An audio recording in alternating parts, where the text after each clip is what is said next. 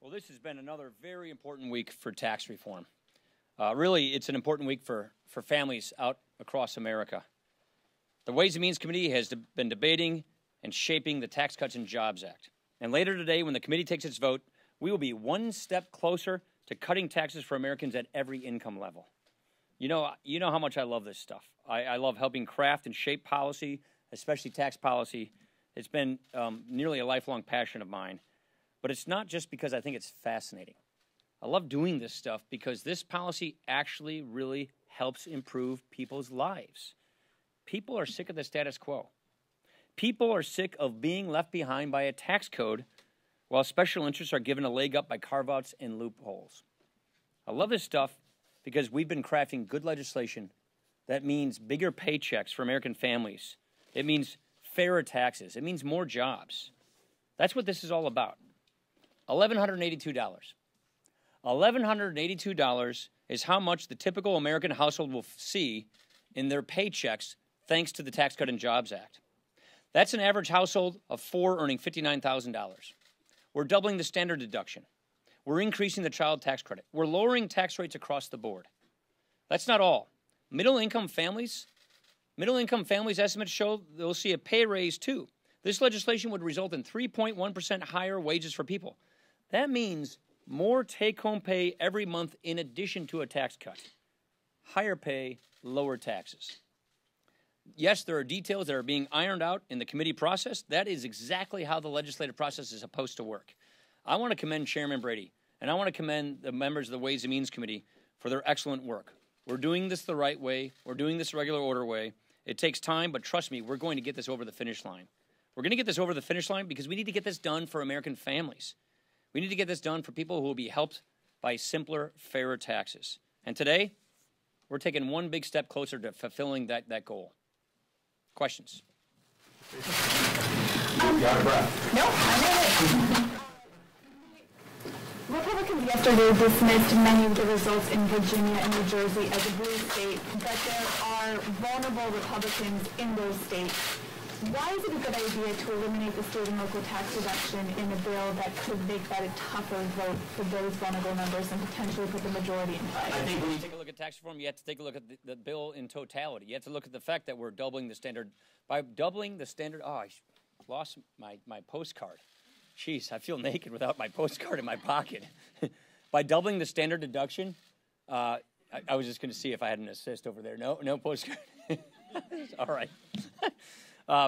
Look, yeah, do you guys have a postcard on you? You don't have one? Okay, so, Christina, by doubling the standard exemption, right there, 90% of Americans will fill out their taxes, picture this in your mind, on a form the size of a postcard.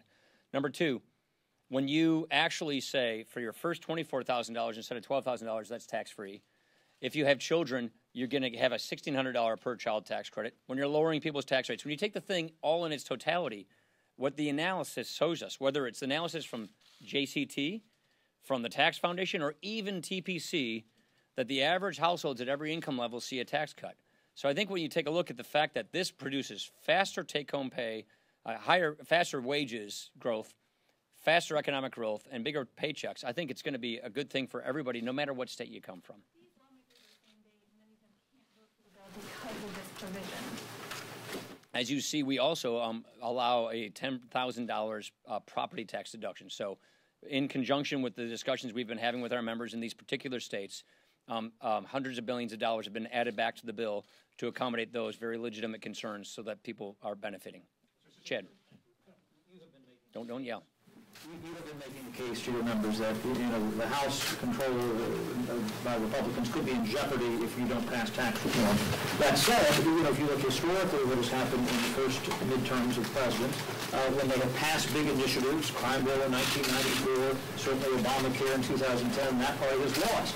Explain to us why you think it is so essential that this would preserve the majority, because you don't get these majorities to settle and you get them to pass big policy and then burn some of those seats.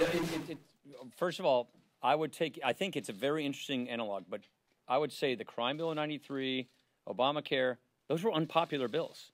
This is not unpopular. We're actually letting people keep more of their own money. We're cleaning out the loopholes of the tax code and having a fairer tax system. So we're going to have faster economic growth, bigger paychecks, fairer taxes.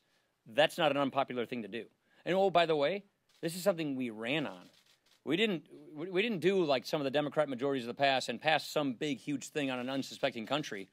We ran in 2016 on doing this tax reform. The president ran on doing this tax cut and tax reform. So this is about fulfilling our promises to the American people. This is about actually improving people's lives and making a positive difference. And I fundamentally believe when we do this, make good on our word, make good on our promise, make people's lives better, we're going to be just fine politically. Yeah.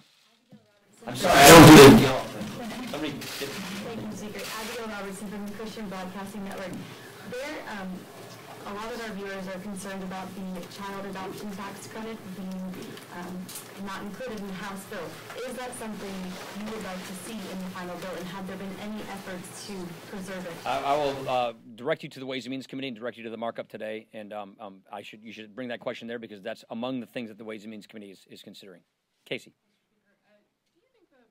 Healthcare belong in the tax reform package? You're talking about repealing the individual mandate as part of tax reform. Well, that's one of the many things that our members are talking about. Those kinds of conversations are ongoing. Of course I want to get rid of the individual mandate. I want to get rid of the individual mandate any way I can because I think the individual mandate is doing great damage to people in this country. We're making people buy something they can't afford and don't want. So I personally do not think that this is good policy for our country, and I think it's wrecking our healthcare system. Whether or not it goes into any particular piece of legislation, those are the kinds of conversations we're going to have, along with many other issues with our members on an ongoing basis. Yeah. The Senate is releasing their bill today, and from what we've heard, it might be drastically different from what you guys have put out over here, either a phase-in or phase-out of the corporate tax rate, not full repeal of the estate tax. They will fully repeal SALT, even though you talked about the importance of that compromise. Is that going to be problematic for resolving also a Democratic aide overheard you joking with Mitch McConnell about going to conference? Are you guys seriously going to conference? I think put the political hack aside. We are going to conference, and that's the point I've been making is we're going to conference. That wasn't a joke. That was I don't even know which hack did that. But you know, if you were there, we're going to conference. Why are we going to conference? Because we're doing this the right way. We're doing this regular order. And yes, the Senate bill is going to be different than the House bill because you know what? That's the legislative process. But what's encouraging in all of this is, just as we discussed at the front end of this process, we have a framework that we established with the White House and the Senate, and these bills are being written inside that framework. But the House will pass its bill, the Senate will pass its bill, and then we will get together and reconcile the differences, which is the legislative process, and that's how this process will continue. Drucker. I want to ask you a follow-up on the politics of this. You talked a lot about how this will affect individuals and families, let's say, earning anywhere from $50,000 to $150,000 a year, and that's important. But I think where Democrats think they can make some headway is with these upscale suburbs that have long been a part of the Republican coalition that are going to look at this. They own very expensive homes. They make more money than a lot of what you've been talking about. Correct, but they're in their view, these voters think to themselves that they're not starving, but that if they stop working, all their money goes away, and that the Democrats will then be able to make headway by saying the Republicans are passing a tax plan that is not helping you. Maybe your taxes are going up a little, maybe they're not going down at all, you just are rearranging the deck chairs, and you still need your accountant. Is there a problem for Republicans potentially with an important part of your coalition that helped you win in 2016 if the tax plan does help a lot of people, but doesn't help people that have been voting Republican for a long time? We're not doing this for political benefit. We're doing this to help improve people's lives. We're doing this to get this country back on track. We're doing this to get economic growth. Look, we haven't had a 3% economy in about a decade. Do you know what happens to a country that grows so slowly? Wages are flat. Living standards get flat. Economic anxiety and insecurity goes up. That's what's happening in this country today. And you wonder why we have a lot of anxiety and a lot of polarization in America? I would argue when people are really worried about whether they can put food on the table or pay the energy bill next month, that's a real problem in America. The purpose of this legislation is focused on not giving the highest income earners the biggest tax breaks. The purpose on this legislation is giving middle income tax families a break. And you got to remember, half the country's living paycheck to paycheck. I just saw a survey that says a third of Americans feel that they're $400 away from a financial crisis in their family. That's who needs relief in this country. And oh, by the way, when you get our tax rates down on our businesses as deeply as we're dropping them in the bill we're proposing, that's good for everybody. That's good for jobs, it's good for wages, it's good for economic growth. And so this isn't an appropriations bill. This is an economic growth bill. This is a middle-income fairness bill. This is a fairness bill which is, yeah, if you have an accountant and you can navigate all these deductions and loopholes, you can get a good deal. But why do we want to have a tax code that's so rigged? Don't we want to have a tax code that's simple and easy and fair?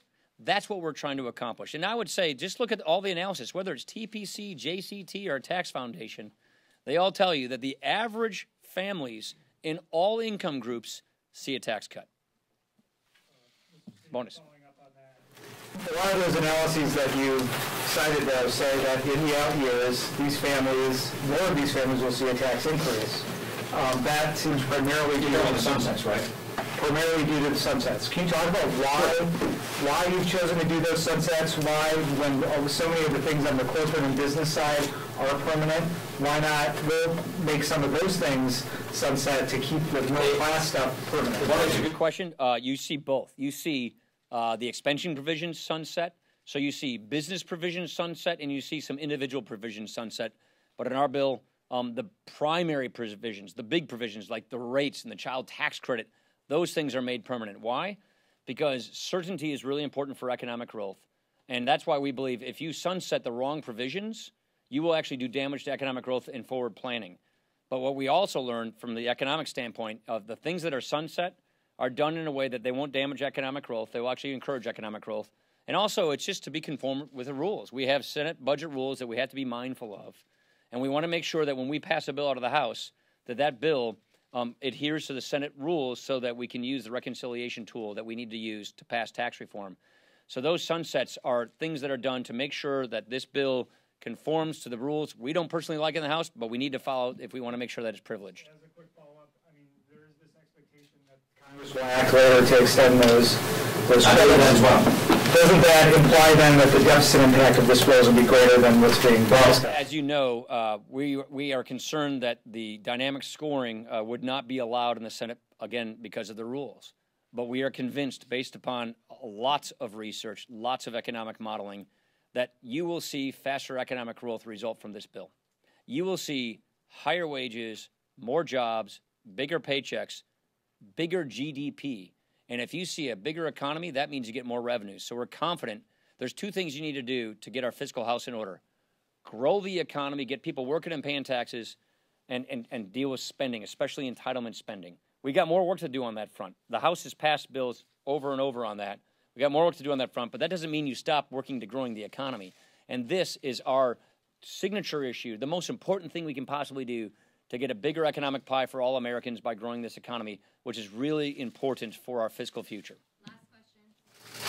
Mr. Speaker, about a dozen House Republicans just a few hours ago called for DACA to have some sort of, have a fix by the end of the year. Do you think it's important that DACA have a fix by the end of the year? And would you be willing to consider it as part of the stopgap or spending? I think it should be considered separately. On its own merits. Number one. Number two, we have until, I believe, March is the deadline we have with the president. So I don't think there's really any need to have artificial deadlines within the one we already have. Having said that, though, our members are having lots of conversations. We have a working group on this issue, and that working group is now going to spread out and start talking to our broader conference. I also met with some members of the Senate who are also forming their own working group. So active discussions are underway with our members about how the DACA solution should occur. But I don't think we should put artificial deadlines in front of the one we already have, and I do think it should be considered separately. Thank you, everybody. Appreciate it.